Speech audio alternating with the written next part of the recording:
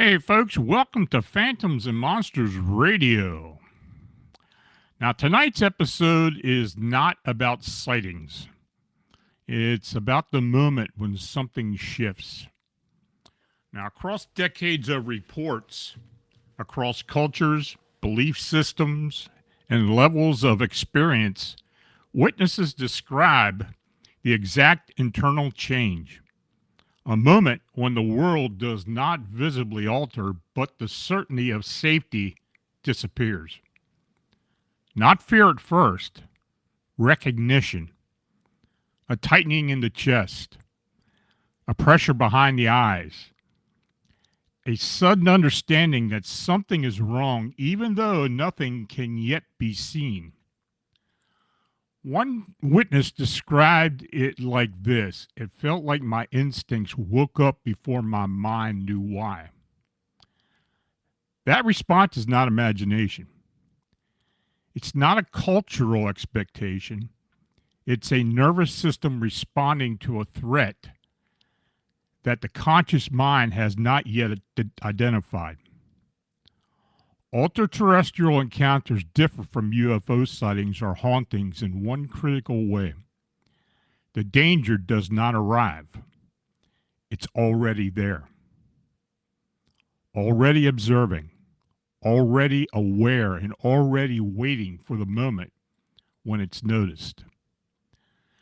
The appearance of these entities does not group tonight's cases. Their behavior groups them. Observation, evaluation, boundary enforcement, escalation. And in every case where the witness survived, one detail remains consistent. They listened to the warning. Now, as you listen tonight, do not focus on whether you believe these accounts. Focus on whether you recognize the reaction, because belief does not trigger the survival instinct. Recognition does.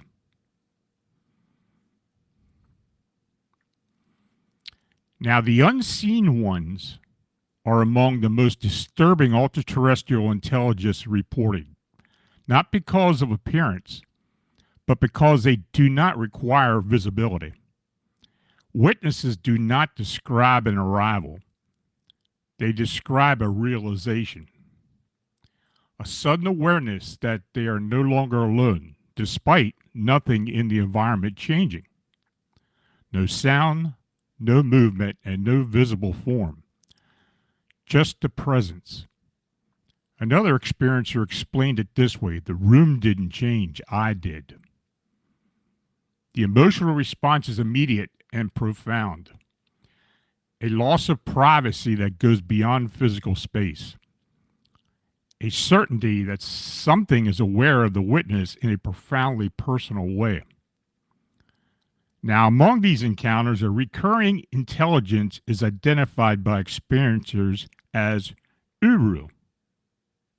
Now, Uru is not described as a singular creature in the traditional sense. It is perceived as a dominant awareness, a primary presence associated with the unseen ones. Witnesses who have perceived Uru through dreams, altered states, or remote viewing describe it as tall, thin, emotionally neutral, and intensely focused. The fear associated with Uru is not predatory. It evaluates. Another witness said, it wasn't angry, it wasn't curious, it was deciding something about me. Once awareness occurs, escalation follows. Witnesses report intrusive thoughts that do not feel self-generated. Sudden emotional surges without cause. A sense of being scanned, measured, cataloged. Another experiencer states, it felt like being looked at from the inside.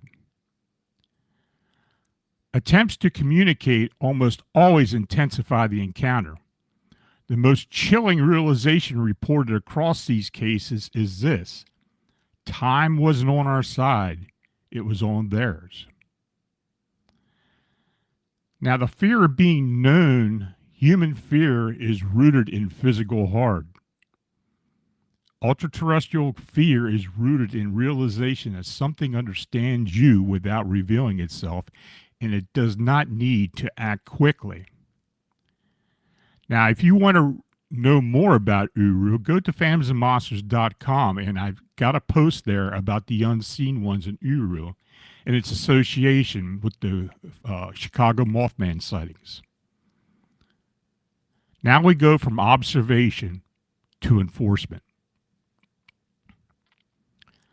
This next case did not begin with a visual encounter. A government employee arrived at a dry riverbed in the Illinois Valley to conduct a routine biological survey. The environment appeared normal. The first sensation was physical.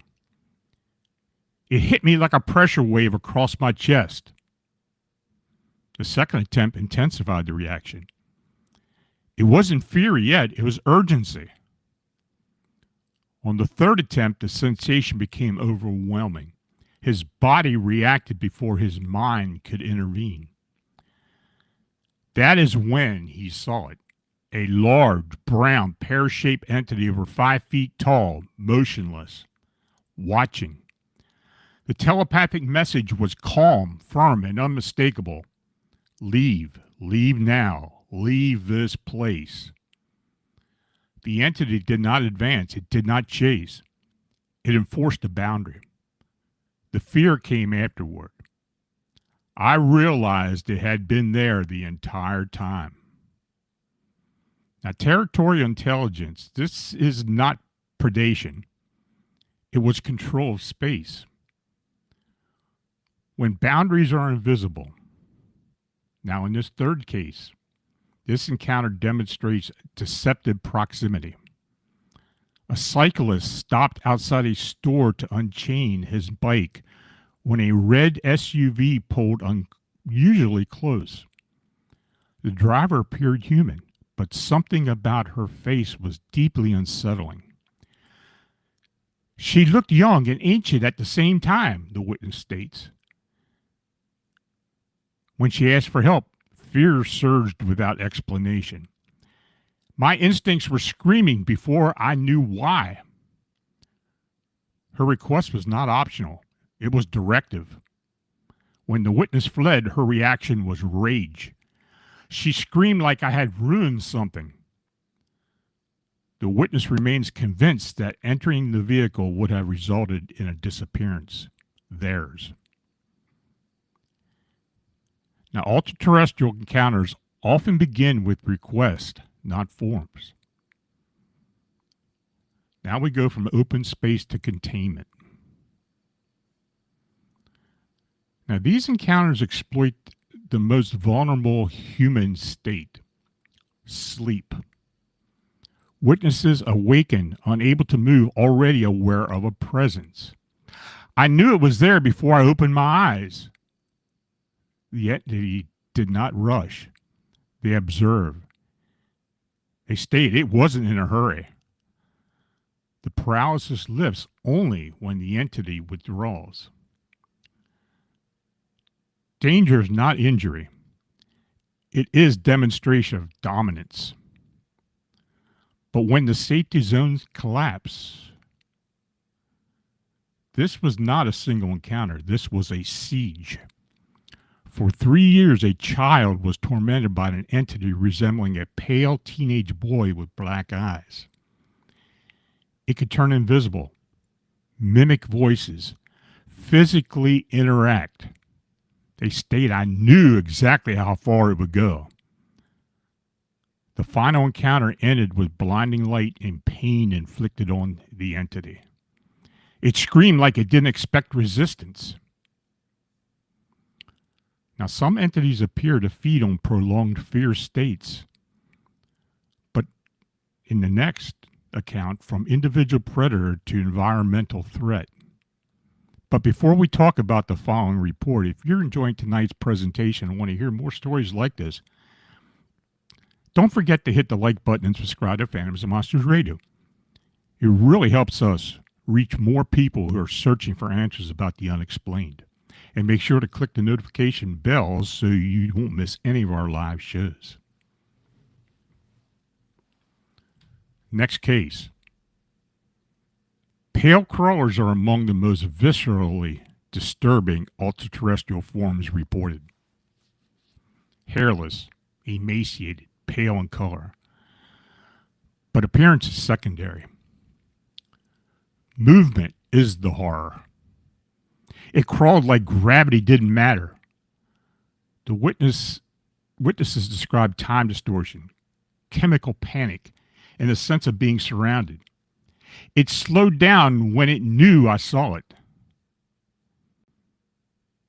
When movement violates biological rules, fear bypasses logic entirely. But when the walls become pathways, figures emerge from a cornfield near a military boarding school.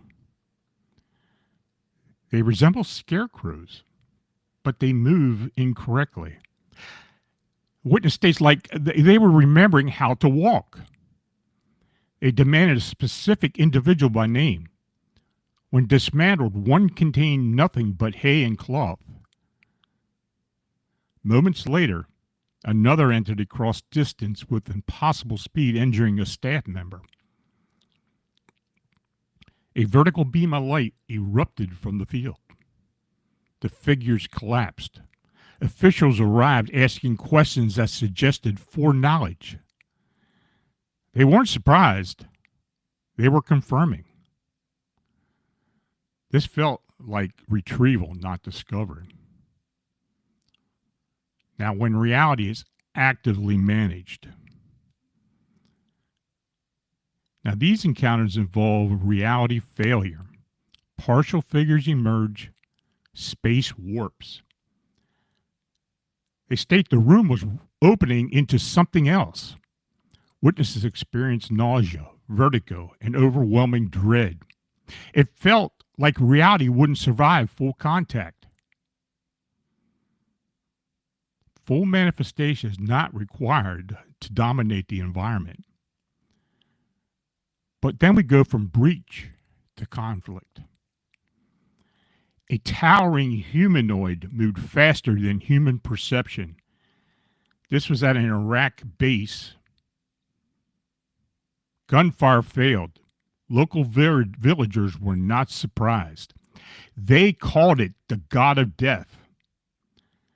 They said it was always there. The warehouse was demolished. The activity ceased. Some ultraterrestrials are residents, not invaders, possibly ancient occupants. A child encountered small fur-covered beings who communicated telepathically. He trusted them.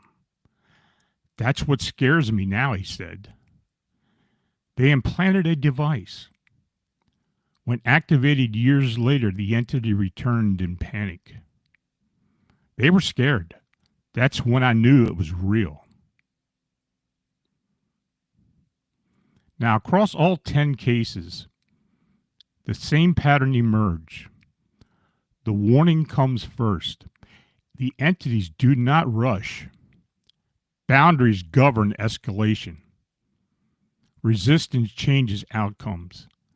The psychological impact lasts. They are not sightings. They are interactions. The reason these encounters stay with people is not what they saw. It's what they expected. The moment when certainty replaces curiosity. The moment when the body knew the truth before the mind could argue. That expectation is the warning. And it is the most crucial detail in every case you heard tonight. Because in every instance where the witness survived, they did not wait for proof. They did not rationalize. They did not stay curious.